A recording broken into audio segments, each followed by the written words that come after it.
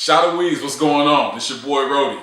I'm here with an album review for you guys. This time it's one of my favorite artists of the current generation, Ty Dolla with his debut album, Free TC. 1, 2, 3, 4, 5, 6, 7, 8, 9. It's the 10 crack commandments. Wow. Alright, Showdawee. Now Ty Dolla is an up-and-coming artist who's been around for the past about 3 or 4 years. He's had a ton of hits on the radios, which I'm sure you guys have heard, and a lot of success with his mixtapes. He's released about 4 of them. One of my favorites being the series called Beach House. Now, this is his debut album, and I gotta admit, guys, I was a little apprehensive about the singles that he's released, but I've gotta tell you, this album did live up to the hype. Now, if you paid attention to my previous review for the Games album, the documentary 2, you noticed that I was not too happy about him having a ton of features on the album. And that's one thing that I did see on this album, is that he did have a lot of features. He had about 17 songs on here, and about 80% of them did have a feature.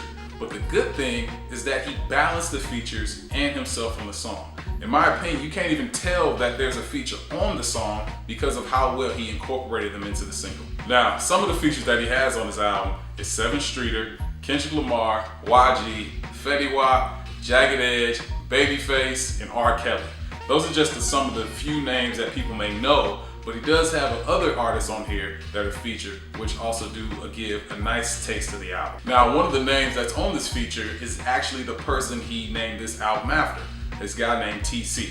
It's a guy he grew up with back in Los Angeles who is currently incarcerated and actually has a song on this album being recorded through a cell phone in prison. It's called Miracle, which is actually one of my favorite songs on the album, just because of the specialized way they recorded him beating on a table with a pen while being in his prison cell. It actually made it a really, really dope song. It's very, very similar to Ty Dolla sound, which you guys will understand throughout the album. The heavy melodic tones, as well as his really cool vibranium type of voice changing style. I don't really know how to explain it, but he does show his skills in rapping and singing, which is something that I think Ty Dolla may have gotten from him. And as you can see throughout the album, he does have TC on a lot of the end types of the songs. It's kind of little skits that you'll see at the end of each song, which is also a cool little add-on. Now, there are a few songs on this album which show Ty Dolla skill in being an actual musician.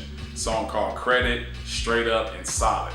You can really hear his skills as far as being a guitarist, pianos, and just building the songs together, which I really appreciate, that he's just not going into the studio and just singing over a song and just letting it be. He's really bringing it together to make it more than just a 16, a bridge, a 16 hook, and that's it. It's really becoming more of a story and just letting the album flow really, really well. Now, there are 2 songs on this album which will give you a complete idea of what type of artist Ty Dolla is. They're actually right after each other. One with Trey Songz called Know Ya, and the other called Horses in the Stable.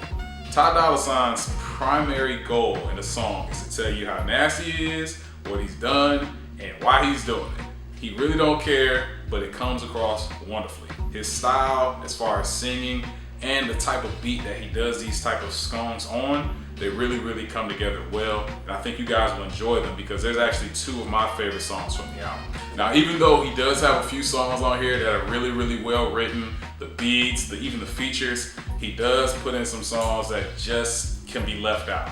He has a song on here with Kanye West and Diddy, which, first off, I didn't even know Kanye was on this song because his voice sounded so different. And then you had Diddy talking some old fake inspiration in the back. That was a throwaway song to me. He also had another song with YG, which was just a regular classic DJ Mustard, West Coast beat, nothing special. I would almost call it just another strip club song to throw out there. And then another song he had with E40. Now, I'm an E40 fan like anybody else. I mean, I love E40 when he do all that. But this song, it could have been scrapped. I feel like it kind of took away from the flow of the album, and it really didn't help it. And I feel like it was just, he was just doing a favor for the homie because he was really popping. Now, there is a song called Bring It Out of Me, which I actually hate, but I can respect Ty Dolla for making. It's a song similar to how Flo Rida makes, or Pitbull, that EDM party festival with 50,000 people type of song where you're just gonna be jumping around, doing ecstasy, and just not caring.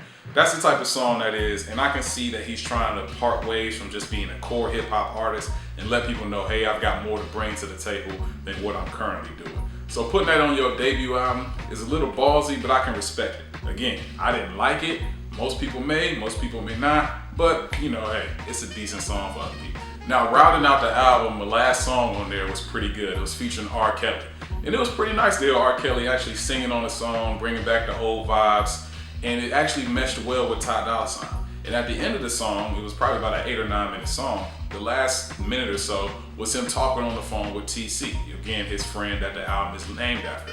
They were just talking, chopping it up. It actually was cool that in the recording, French Montana came into the studio and started talking to the dude as well. He kind of a little camaraderie over the phone. So it's pretty cool to see that. You can tell that Ty Dolla $ign is really caring about this guy. He considers him his brother. He even tells him he loves him on the song. So it's very cool to see that somebody is sticking to their guns and being who they've always been and holding down their homie. Even after calling his album TC, like he named the album after a guy that's in prison. That just shows his commitment and his willingness to stick to his word and hold somebody down while they're gone. So, all in all, Showdawee's, I definitely have to give this album Showdawee stamp of approval.